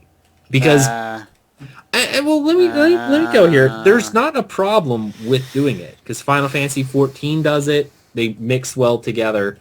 I don't see an issue. A lot of people who are going to be playing on PCs tend to play using a controller anyway. Not all, but there are a subset. It's and the game kind of lends itself to that type of play style. But the only reason why I believe they went with separate mega servers for the PC players and then the PS4 get their own and Xbox is because Xbox won't play game with any other consoles. So it was just easier to say, fine, we'll just separate everybody. They need to drop Xbox if it's going to be that. Honestly, I think the console release would work into the original plan. I would almost bet before Xbox decided to be D-holes would be to do one giant mega server and have everyone playing together, but because Microsoft will not play game and will not let their Xbox Gold players play with anyone who's not Xbox Gold, they probably had to change their plans. I think that was probably one of the big things at the start. So it's all Xbox's fault. Someone in chat is saying that Destiny is on the Xbox One. Is it? I could have thought swore it was only a PS4. PlayStation 4.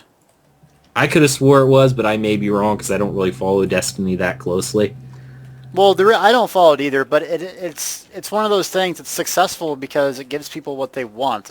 Console shooter MMO, and like Kipster always says, if you follow the chat and look at the chat in this game, 99% of the questions are, when's the console release? Sure. Like the demand is there. The demand is there, and I'm tired of them. There has to be some huge hang-up for them not to, because they are ridiculously honest. There has to be an enormous hang-up for this not to be going down. Sure. Your reasoning makes perfect sense. Well, it's just I know how Xbox is. We all do. Yeah. So can we merge with the PS4, but not merge with Xbox? You know I don't even want to talk to them players. No. I think it'd be just good for the community as a whole, just to have more players to play with. I don't agree. I don't agree with that. I really want the PC people separate from the Mountain Dew booger eaters. I do. I'm sorry. I meant console players. Send all hate mail to Deltia's. I just like the community. I don't want to change it. I don't want there to be a lag conversation. I don't want there to be, oh, you're a PC or I'm a whatever. You're a filthy casual. I don't want that. Leave it the way it is. I like my community the way it is. I don't want more people. I don't want less. I want it the way it is. I'm a PC master race myself, but I don't want to see an issue as well where if someone doesn't, I guess those servers being somewhat empty, because I think the PC market will always be a little bit bigger than those. I may be wrong. Really? Because I may be wrong with this game in particular, because like you said, you look at their Facebook, it's when's console. Like even on Twitter, I did the hashtag AskPaulSage, and out of probably one of every 10 questions asked was actually a legit question. The other 9 was news on consoles. When consoles? Right. Xbox One, please? The demand is so there. It's like some huge hang-up is happening. Sure. But it's normal. There's a lot of players that were playing Skyrim, and you don't have much MMO on console, so it's something exceptional. It would be a huge hit.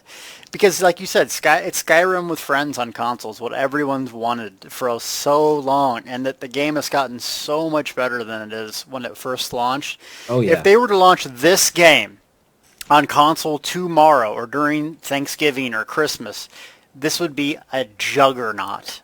It would be. Everyone would buy this thing. Everyone would buy this thing if it was around Christmas time. I'd probably buy it again. I'd swap one character over just so I could sit on my couch and play this. I seriously would. But buy a PS4 just to move it over and just so I could slay people in PvP with a VR14 when they're level 1. Believe me, I'm going to do that. But yeah, so I'm gonna have to wait for that dream, I guess. Emperor sweats while eating. Now, Elloa, I just kind of want to ask you this question. Maybe you'll have some insight. Console gaming, at least in the U.S., is a fairly big thing. As you've seen on the Facebook and stuff like that. How big is console gaming over in the EU section? Is it large or is it not so much? The thing is that I do not have a console. I do not have a television either, so I will try to answer you, but my answer will not be 100% relevant. Oh, that's fine. I think that the gaming community in general is a little bit less big than in the US. It's more considered like a nerdy thing for teenagers that you're not supposed to speak about so much than in US. I think that's the main difference, both for PC and console. Okay. In the US, you're more speaking about it and be proud of it than in Europe. Gotcha. Okay, I can see that. All right. That's I'm sure it will be a success here too. sweet. I guess it does make. Well, there is a. I always attributed and this is just me. I've always attributed I've seen lower numbers from the EU side of things, but I almost see that because of the language barrier. Because within Europe itself, my goodness, even this game supports English, French, and German. But there's half a dozen other languages in a relatively small amount of space. So the culture's more segregated because you have your German speakers who only speak German and don't... I don't know. I honestly don't know how you guys do it. I've seen people in the EU server where it would... Again, this is probably me being uncultured. I don't speak many languages. The EU server has English speakers, and all of a sudden you'll see French people, doing French across the... in trade chat, and then it's German or whatever the case may be. It's very funny. Okay. In every game, there is always, because the French people from France and the German people from Germany, not from Swiss or other country that speak several language, but those one from those two countries, they are really proud of their language and they refuse to speak English, especially the French, because they still are mad that the English have burned Joan of Arc and something. I don't know exactly. But they refuse, and it's always the language war in every game where they mix the communities, and you start to have the French that are starting to insult the other people, and I take a pleasure to translate everything. Nice. Well, Because it's good I that don't like this multiple attitude. languages then, because I would be lost. I'd be like, I don't know. How many languages you speak? I just speak French and English fluently. Well, French is my native language. I know a bit of Dutch because I'm from Belgium. I'm supposed to know it. I've learned it 9 years at school, but I cannot really speak it. And I'm trying to learn Norwegian because my boyfriend is Norwegian. So Nice. so basically 4 languages is all. Yeah, well, I'm the uncultured American here who's like, yeah, I speak Yeah. English. Yeah, it's the only one which is really useful. I speak And American. I speak American. And the French are so mad at that because before, in the other century, it was French, the international language, and they lose it. They are not happy. No, they're not happy. Yeah. At least I know if I speak English, I can go almost anywhere and I'll find somebody Who who understands? can understand me. Exactly. That's why everyone should learn English, and it's stupid to refuse it. It's like refuse to learn to read. Yeah, it's kind of funny how she mentions how the EU community is with the language wars. We have a little bit of that here in the U.S. Specifically, I noticed this with the Hispanic culture, mostly Brazilians. Oh yeah. We have those that are specifically will only speak Spanish in chat and will not speak anything else. That's Portuguese. Portuguese, thank you. Sorry, not Spanish. Portuguese, yeah, Brazilians. Those are the only, I guess, subsect of culture in the U.S. side of gaming that we interact with that really have that language war type thing where they speak Portuguese and that's it. Mm-hmm. And in chat, that's all they'll do. And they will only address the BRs. Only address the BRs, yeah. I see that, they'll Portuguese and then just big capital English letters, BR. Mm-hmm. Yeah, I see that from time to time, but it's... And because Thais is a gigantic name in Brazil, I'm always getting messaged by Brazilian players asking if I'm Brazilian. Like, no, sorry. Brazilian males, probably. Probably. Probably. Well, you said it's a popular female Female name, name. so yeah, So all the there. Brazilian males. Yeah. Are you a girl gamer? Oh, will you go out with me? Are you a girl? And they always ask the same thing. Are you BR? No. No, I'm BQ. Nice. All right. Well, that was actually, I kind of like that little, it was a little off topic, but I think it was kind of neat. I hated it. Shut up. Barbershops. It is in their long-term plan, but not anytime soon. Did anyone think to ask about race changes? I didn't That's see a any race. definitive no. I don't think they will do that.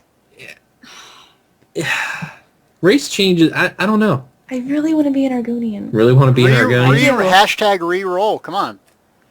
Are you kidding me? How long has it been? I'm only VR for.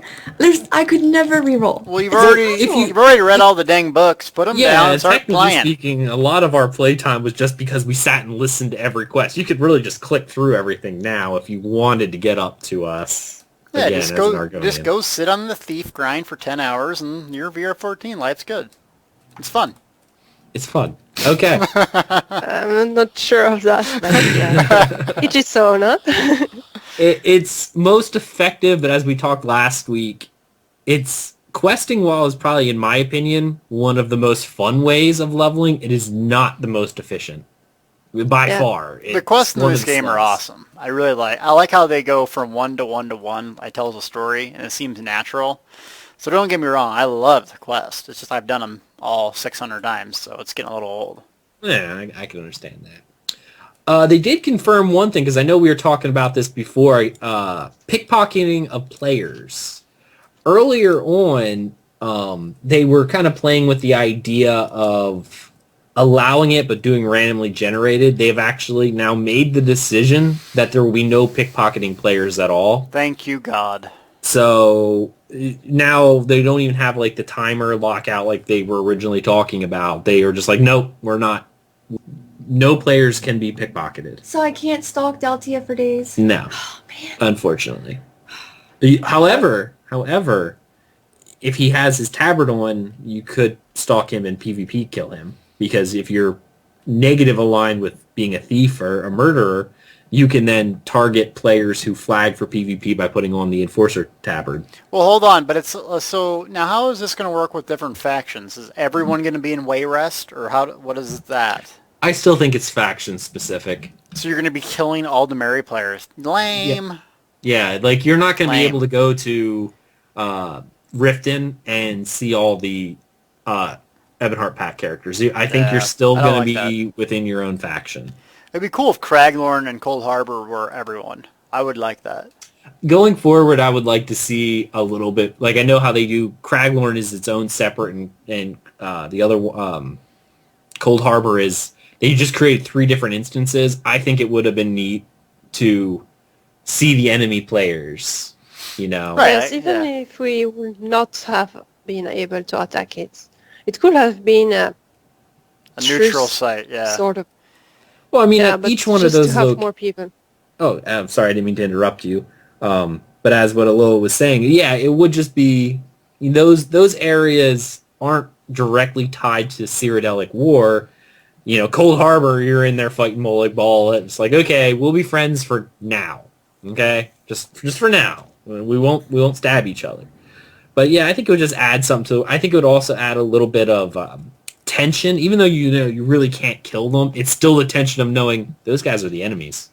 You know, like those. It will be fun just to see them. Oh yeah! Look at those fat, ignorant Ebonheart idiots. Oh, this guy have killed me the other day. Oh, what a bastard! I will make rude.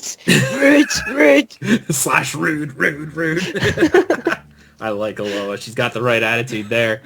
I mean, they had this even on PvE servers. I know, Elloa, you played WoW before. If you saw an opposing faction, if you were Horde and saw Alliance, even if you weren't on a PvP server, it was still like, oh, whoa, he's a bad guy. You know, it just had that little aura of, they're the enemy, we're not. And I think it would enforce faction pride that, you know, is sort of lacking. I don't think I was it's a little lacking. bit disappointed. Okay, let me rephrase that. Faction pride for every faction that matters and not Aldmari Dominion. Okay, I will say this. I'll say this one time, very clearly. Aldmari Dominion is the worst PvP faction. That's it.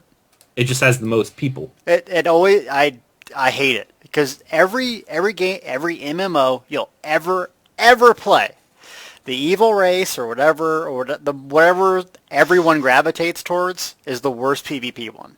The smallest, tiniest player base will always be the best one. Daggerfall is the best. I thought that it would be the Ebonheart, the biggest one. Nope. They're the second largest, but Daggerfall, when I've seen them, they decimate. They're awesome team. Aldemary Dominion. Yeah, I don't know why. They just have a bunch of cannon fodder to throw at you until you have nothing else to do. Yeah, we're like I'm not even going to go on analogies in war, but yeah, it's pathetic. So I may give you guys crap, but I respect your PvP game, the other two factions. Here's the story. I know this happened a lot. Like Loa said, she would have thought that Ebonheart Pact would have been the biggest. And when the game was first coming out, yeah, I think a lot of people thought that because Skyrim was the game that brought a lot of people into, the Elder Scrolls series. Elloa, you and I, we started with Morrowind. Exactly. You didn't start till Skyrim. No, I started in Oblivion. Oh, Oblivion. Okay. But the main majority of Deltia, I don't think did any. So. Yeah, why are you laughing? What? I've played them all except Arena.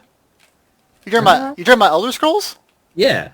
I seriously still have my Morrowind case in my box downstairs. I can show you. Oh, I have like 3 copies of Morrowind. Yeah, after I played Oblivion is when I went back and tried Morrowind, and then I went to Skyrim. All right, Here we go. Tangent. Morrowind's the best one. Boom. Agree. Blew your mind. No, I actually agree with him. Really? I really liked Oblivion. Oblivion, I think, was one of the worst out of all. Oblivion was terrible, and here's why. Morrowind was the very first game where you could fight a god. Like, you could fly in that game. You could go up and fight Vivek and kill Vivek if you were powerful enough. That was so amazing. That was like a revolution in gaming. You can't even... That's more sandbox than a sandbox. That was awesome. I know when I first played, the first 12 hours of my gameplay was me walking off in one direction. I got turned into a vampire, didn't even realize it. Walked outside you were in the drunk daylight. In a tavern, and next thing you know, you woke up. I got so frustrated. I didn't even know it. I walked out in the sunlight, and all of a sudden my health started dropping. I'm like, I don't know what's wrong. It was great. No, but I mean, really, that game was revolutionary, and Skyrim brought a whole new thing to divert immersion. It was just... I think this game captures a lot of that same sort of thing. Sure. But as I was saying earlier, I think a lot of reason why Ebonheart was originally thought to be one of the largest was because of, as they say, the Skyrim fanboys. Who would jump to that. Well, the problem was everyone had that mentality, so they're like, well, I don't want to be part of Ebonheart Pact with all the Skyrim kiddies. So everyone went to Aldemary Dominion thinking no one would go there. Why is Aldemary Dominion popular? Because it was probably the least popular in Skyrim because of the Thalmor. Yeah, no one liked the Thalmor. Yeah, no, they were... But I think it's also because of Shoddy Cast, Entropy Rising, and everyone that were making big shows during the beta periods. They were all going Aldemary Dominion and speaking about it. Sure. Probably... That's ESOTR, Yeah, that's the reason I rolled there. That's the reason I rolled there. They all went Aldemary Dominion, and that's... Now, if you talk to them now, like, half of them didn't really want to be there. It's just where the majority of the player base was going, because all the other... There was a vote. There was a vote on it. I did not want to go there at all, but there was a vote, and so that's where we ended up. But I've met some great people on Aldemary Dominion, so I'm not too... I like my faction, but yeah, back to faction pride. I guess this whole rant's going on. I think there is a lot of faction pride in this game. I don't know how to say it. I don't like games that let you go on that you can play the other faction. Like this guy right now, I'm just leveling a Daggerfall tune just so I can have some trade stuff. But I don't like that. I wish it was locked where you couldn't do that. I know that's a weird way to look at it, but I just don't like it. I want, like, you roll Ebonheart, that's your account. Your account is tied to Ebonheart. I like that. Yeah, that's true for PvP, but there's a lot of players that are not at all involved into PvP. I think that's why they even made... Originally, that was the plan. You were not account locked, but character locked, where you went in your faction, you leveled up in your faction, that was it. You didn't go to the other places. I like that. But they changed that because a lot of people, who play Elder Scrolls... Because they were single-player games, don't do PvP. They're like, I don't care. I want to go everywhere. Yeah. So, all right. I have last 2 questions. They're doing a provisioning update where they're revamping provisioning, and that's planned for Update 6. So, I guess they're taking away like half of the materials needed.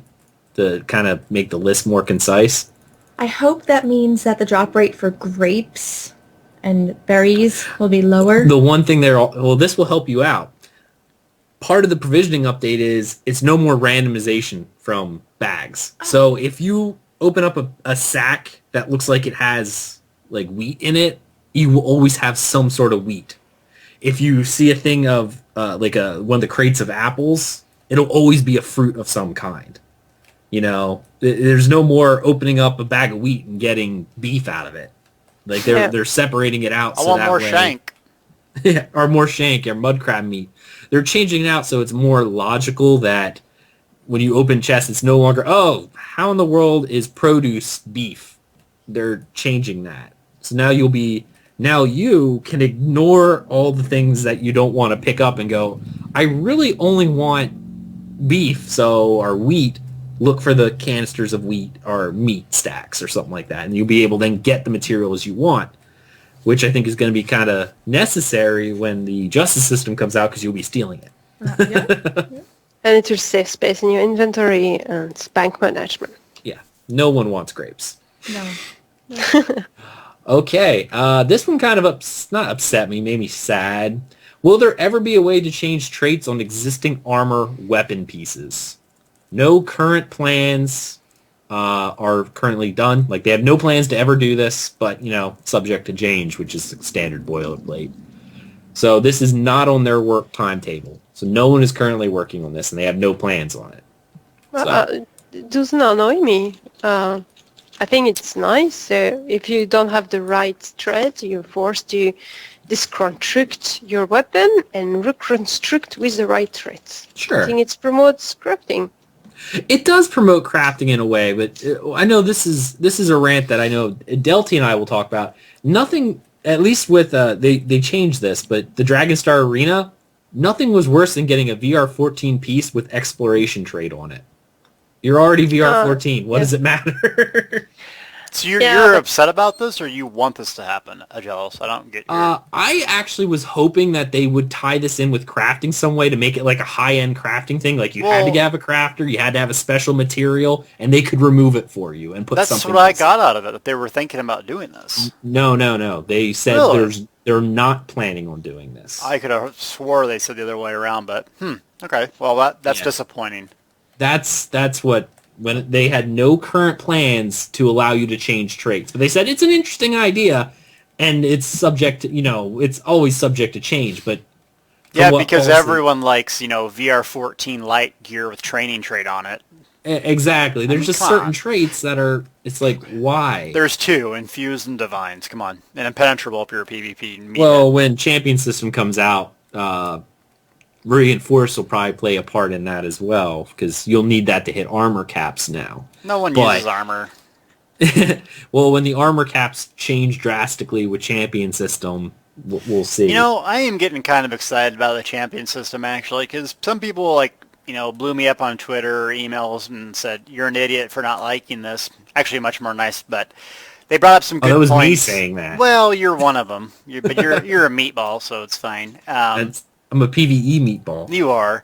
But yeah, it does make sense. Like, I guess in the way I understand it now, you can kind of customize your account to be certain different things. And I like that. So I am getting kind of excited about it. I think I like the fact that they're taking their time and doing it slowly in increments versus just going, here it is, and it's all screwed up. So I'm kind of coming around on that idea. All right. Very cool. Very cool. Yeah, this particular thing, like I said, just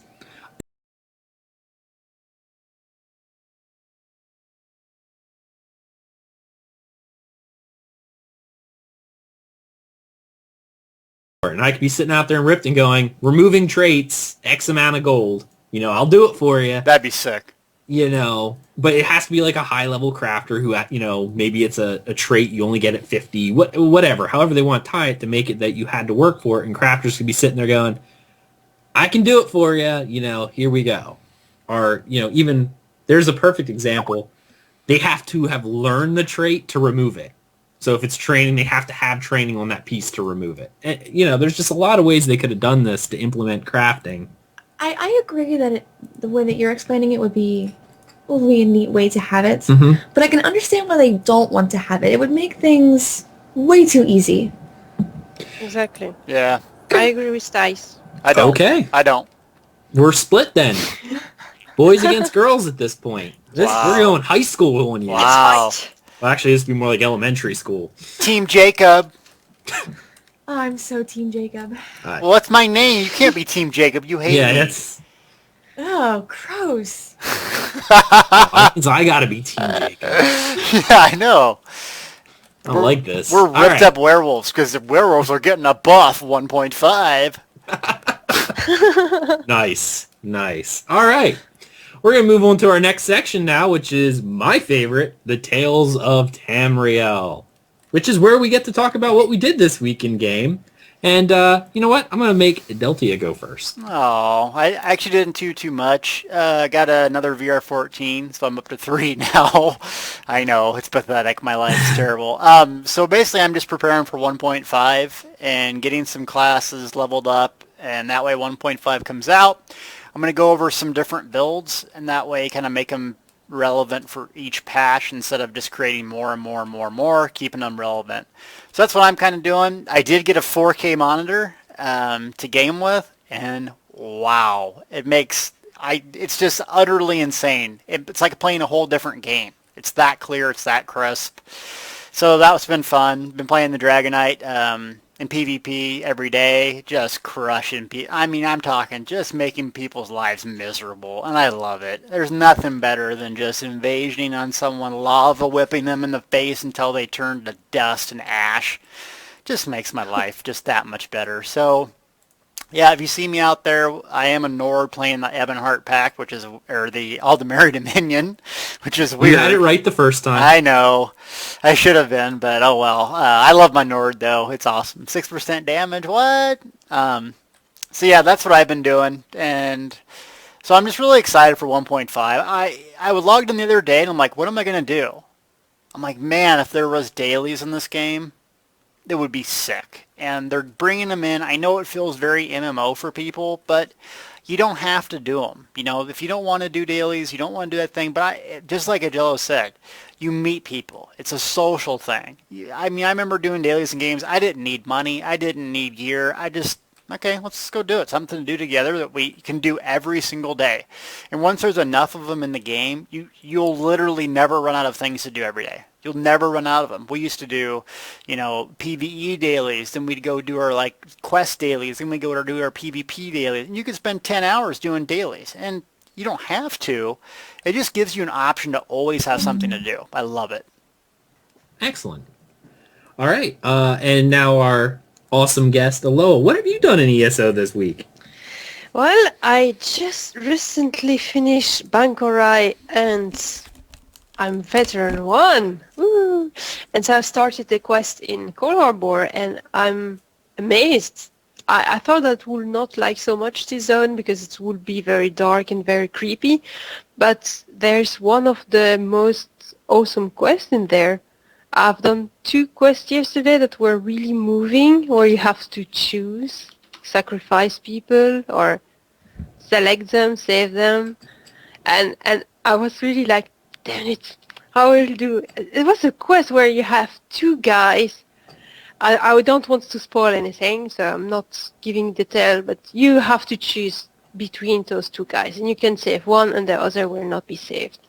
And I could not choose them, so I turned my character, closing my eyes, and then I say, okay, I'm going I select this one. Oh, the other one, no, I miss you. And it's great when the games put you in that situation. It's really, really nice. Absolutely it is. I got also initiation event to fishing. I've never fished in the game and I did it the first time this week and it was awesome. So I really hope they will improve it because for now it's a bit pointless. You just get achievement for it that unlock a super cool colors, but if it could be included in provisioning it will be really nice, and but there's potential in this activity. So I hope they will improve it and that people will dare to try it. Excellent. Are you going after that pink dye? What? No, it's a blue one. Oh, it's a blue dye? Okay. Yeah. I could swear there was a Daggerfall. pink dye from fishing. Slaughterfish. Nah, it's blue. Oh. It's blue? I thought it was called slaughterfish. At least for the Daggerfall, it's a blue one. Oh, I think it's the master fishing achievement or something like that is slaughterfish pink. Oh, okay. Yeah, because I know that's the one Thais wanted really badly. Yes. So I can be the pink Ranger. Nice. Awesome. I was talking to my friends about Elder Scrolls, and I said that one thing I love dark fantasy games, and the thing with Elder Scrolls is, even with the game puts you in those situations, there is no happy ending. There's just sad and sadder. Yeah. He's like, with Elder Scrolls games, it's one of those things where it's like, you either choose and everyone dies or only 1,000 people die. And you're sitting there looking over the corpses of 1,000 people and you're like, I did good. This is the least bad of the circumstances that could have happened from this quest. So I did good. I did good, man. I did good. And my Khajiit sitting here on my desk purring or on my lap. She's sweet. It's our worst Khajiit, though. It's our best Khajiit. No. Oh, I You hate her. hate that issue. Oh. It's only because she thinks I'm her mate and not you, and you're the interloper. She's terrible. That is just a terrible cat. Yeah. No, she's awesome. All right. Well, that's awesome. Thank you so much for those tales. That's really cool. And congrats on VR1. So, yay. More VRs. We can't say much. We're only VR4. Mm-hmm. Yeah. Yeah. Level slow. Now, Thais, did you change? You didn't change anything on your character. Nope, I haven't changed a single thing. I haven't even added any skill points. There's Everything is a reason exactly why the same. your introduction was that. That's because when I find something that I like that's working for me, I don't want to change it. I don't want to mess it up. I like how it's working for me now. I rarely die now, and I feel like I'm actually doing damage. So Okay. I don't want to change anything. I'm of the note of I like to try everything because, you look at skills sometimes, you go, oh, that sounds awesome right off the bat, and then you try it and it's not so great, or then you look at skills, go, that sounds terrible. In my opinion, Repentance, I was like, well, that doesn't sound all that great, and then I tried it, I'm like, oh my goodness. So I like to try everything at least once. I'm the Try it exact out, go- opposite of these. I change stuff every single day. I respec every week. I change my morphs at least 3 times a week. I'm sitting up at night going, now if I put this one piece of gear, if I change this one glyph, I can get 50 more DPS. For the next year, I could keep the same exact build and not change a single thing. That's why I'm stuck with 1.5 and all the two-handed weapon change because I use two-handed I weapons. know, you're like, what am I going to do? I don't they made all the skills seem so viable now, but I'm like, I can't have them all on my bar. I have to mix it up a little, and I'm like, what am I going to drop? Well, I could take this, but then I'll have to drop this. But I don't want to drop that, so if I keep that means I can't have this. So I'm like, oh no. I'm so confused. This is something that I really like with this game. It's that you can really build stuff as you want, if you wish to. And I enjoy to explore what other people say it suck, or things that others are not doing. For instance, until now, my Templar was playing it classically with the destruction stuff and the resto stuff. I didn't even follow. It was just my idea at the time when I wanted a caster Templar.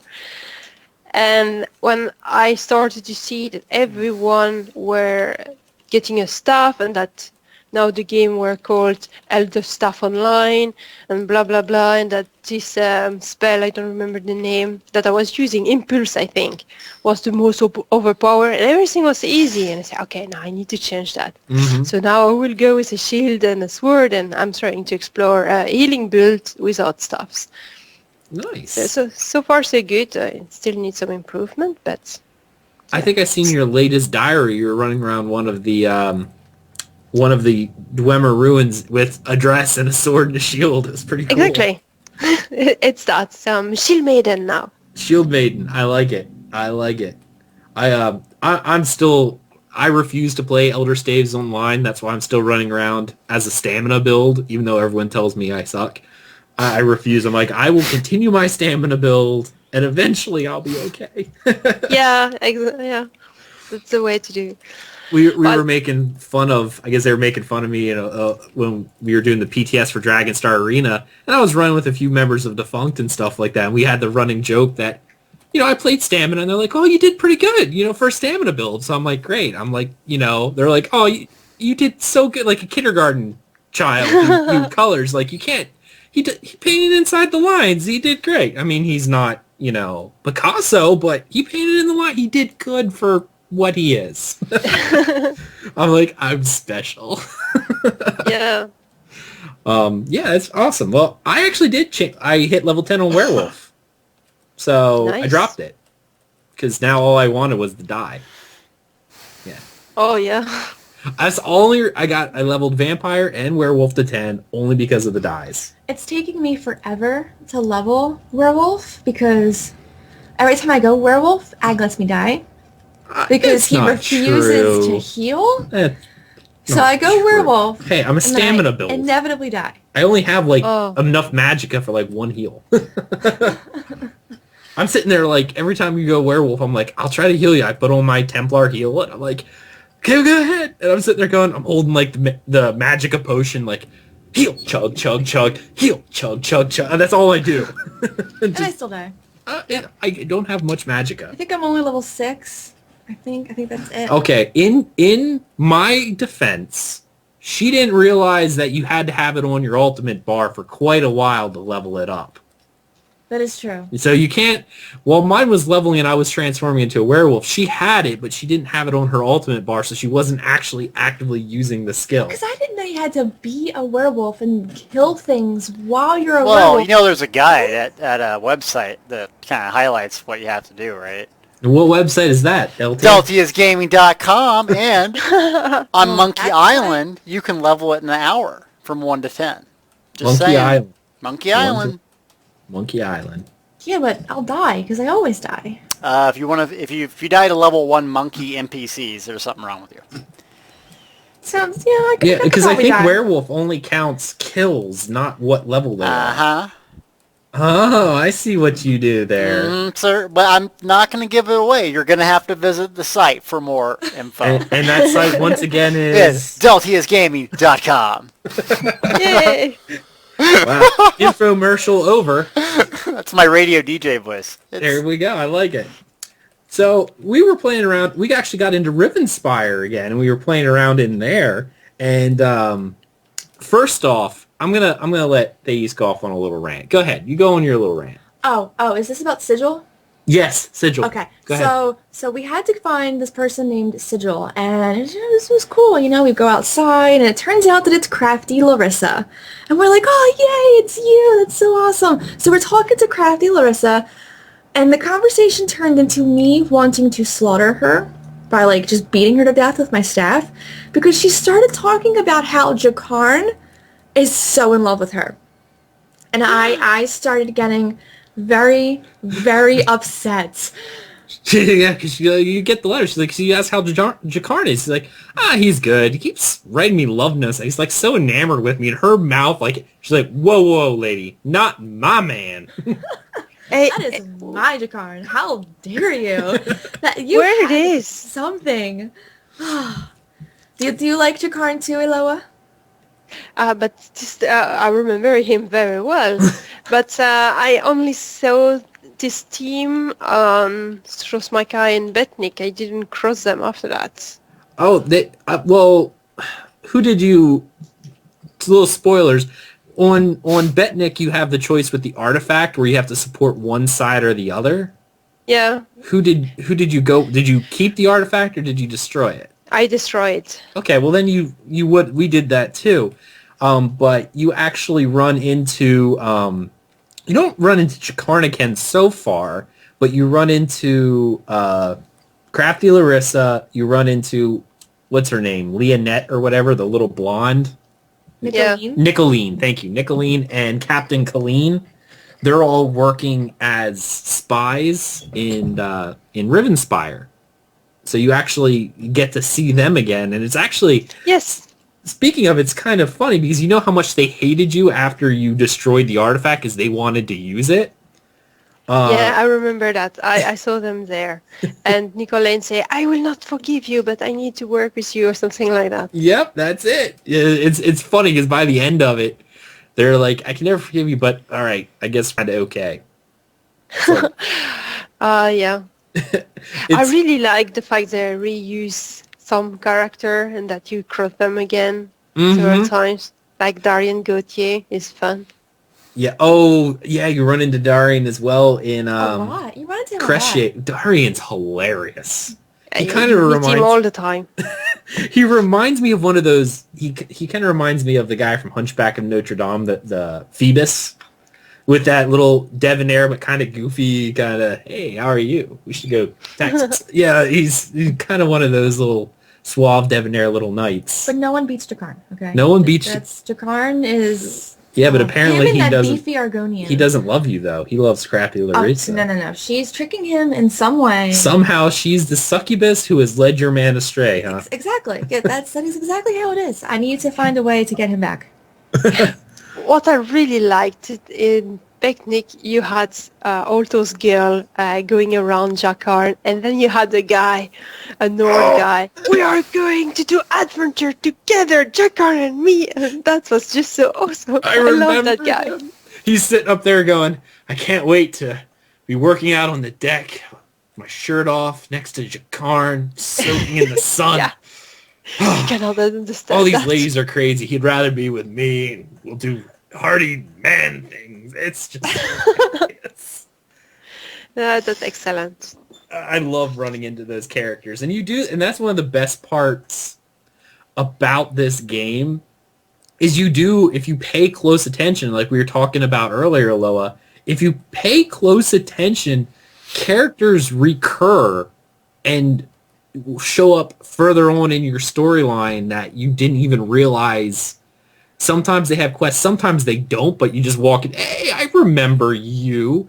Speaking of, in the tavern and stuff like that. We ran into the Daggers, which was the mercenary group in Glenumbra. Well, we ran into them again in Rivenspire. Yeah. Do you remember the quest in Glenumbra where they had to capture the harpies, but they were just terrible at it? Well, and I remember the one in Rivenspire as well. It was hilarious. Yeah, they haven't gotten much better. No, not at all. Oh, when they wash themselves in the water, they are all the one stinky. guy's sitting there, can someone get my back? Oh, yeah. Oh, You guys haven't met Razam Dar, have you? No, we haven't done Almari Dominion, but I hear he's the bomb. I hear he's kind of... I remember one line in particular that was kind of like a big meme, because he takes, I guess, a magical appearance of Queen Aren and goes, ooh, the illusion seems to have worked. I wonder if it worked everywhere. Maybe this one needs to go and check in private. I think that's awesome. I think he's good. He sounds awesome for Khajiit. Maybe he needs to go check everywhere. Can we speak about spoiler in the show? Yeah, as long as you say spoiler ahead of time, that it's for a quest, yeah, that's fine. So spoiler alert. Yes. I wonder what you have done this quest in Cold Harbor, where you have to freed 3 mage from the mage guild, and then you meet the 3 villain of the first area, including Angof from Gillimbra. Which one you have chosen? I think we chose because you actually, it's these 3 guys that are all part of the main storyline for certain zones. I think one of them was Angof from Glenumbra. The one, I forget her name, but she was like a noble in... Yes, Princess Estre. It was the old princess before Queen Arin or something like that. Yeah. And the other one was the leader of the worm cult that you fight in Riften. You actually... Yep. Who did we pick? I think we picked Angof because we had just finished the Riften, so of course we didn't want to help the worm cult guy. We just killed him. Didn't we help that wraith guy? Angof. Yeah, the guy with the plants. He created the zombie plants. That's Angof, the grave singer. he was what is he? A Reachman? Yeah. Okay. We Yeah, helped yeah. him because we're sitting there looking at each one of them going, when at first, because we hadn't played through the other factions yet, but it kind of put one in one, because I'm sitting there looking at him like, wait a minute. This guy we just fought, and I looked at the other two guys, and I'm like, I bet you they have something to do with the storylines of the other factions. And Anglo, he just, when you're talking to him, his character, he actually seemed remorseful. Like Exactly. He really, really did. And his dialogues, like that, the dialogues you had with him were just the best out of the other ones. The female seemed like just a nut job. Well, yeah, she did, and kind of like that little pompous, like, you should just help me because I'm, royalty, and the worm cult guy was like, listen, I'm going to use you, you're either going to help me or I'm going to kill you, and I'm going to raise you, and then you're going to help me anyway. So he was just, it's like, I don't want to help you. He was a jerk. Yeah, he was a jerk. I didn't want him. Yeah, Yeah. Anglo was the best. Exactly. Exactly the same reason that I. Oh, cool. She should reason. just play with us then, because we'd all have the same, that's... Because It's too bad you're on the North American server. Yeah, we're on North American server. It's like to have separate Europe from North America. Oh, that would be hilarious, though. The English speakers would be fighting the French speakers, who would be fighting the German speakers. No, we would have the English speakers, and then we'd have the American speakers fighting the French speakers. That would be hilarious. I could communicate with the German speakers, but not the French speakers, because I don't speak French. So. I speak very little Dutch, and it's Pennsylvania Dutch. They probably wouldn't be able to understand me. I don't think it's the same. It's a weird dialect, so they probably wouldn't understand me. We might be able to pick a few words out, but no. That's like the similarities between Spanish and Portuguese. I can maybe communicate with You Portuguese, can kind of but get what they were saying, maybe. not really. Yeah, close enough. So yeah, that's what we really were doing, and we spent a couple hours over there yesterday, but a lot of it was us in Shornhelm just walking around, talking to everybody, checking out the city. I actually really, really love Rivenspire as a zone. Architecture. I do like the architecture, but I like the zone. It seems kind of harsh and unforgiving. And of course, there's the vampire threat everywhere in Rivenspire with the blood fiends that just makes it kind of foreboding. You walk out and it's just these large jutting rocks And you have one of the most amazing chain quests there with Verandis. I was like in a movie when I was doing this quest. It was amazing. The overarching storylines for each zone are really good. Most of them are fantastic as you go through and follow it throughout the line.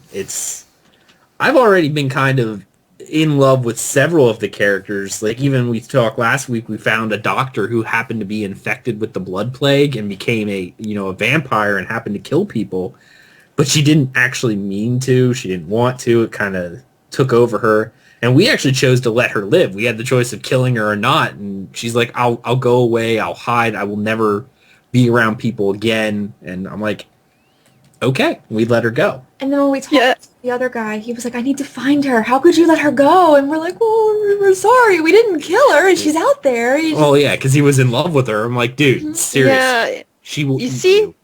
the story are amazing. Just all those little hints. It's really, you care about the character. That's the first things when I tried ESO in the beta, and I was doing the Ebon Heart pack because it was the only faction you could do. It was the first things that strike me. You have to save all those people from Bleak Rock, and you follow them and you fight with them, and then some dies and some survive, and And the worst part is you have to make the choice on who to help, and you're like, no. Yeah, exactly. And I really felt, I said, oh my god, this game is amazing. And when I discovered that I was seeing the same character later in the story, this is just great. This is the best part. No game has done that. You had good stories in World of Warcraft. You have very good stories in Star Wars: The Old Republic with sort of impact and shows and stuff like that. But this is better because you really care about the character and you're sad and you're involved with them because you follow their story. And this is really a part that I love in the game. Sure. And I'll piggyback off that. Like, we were talking about this before. Like, I tried to get into questing in other games. I just can't do it after playing ESO because there's, with Warcraft in particular, and I played this for years, there were a few quest lines which were memorable. In particular, like I know the Death Knight starting one was one of my favorites, period. It was just really good. But the majority of the quest as a whole, you kind of, I mean, me personally, I tried to read lore and stuff of that nature of them, but eventually I'm like, I just don't care. But in this game, almost all the quests give you that, you know, very few quests in other games. There might have been a couple that give you that whole, I care about these characters. This whole game in general, because of how they write and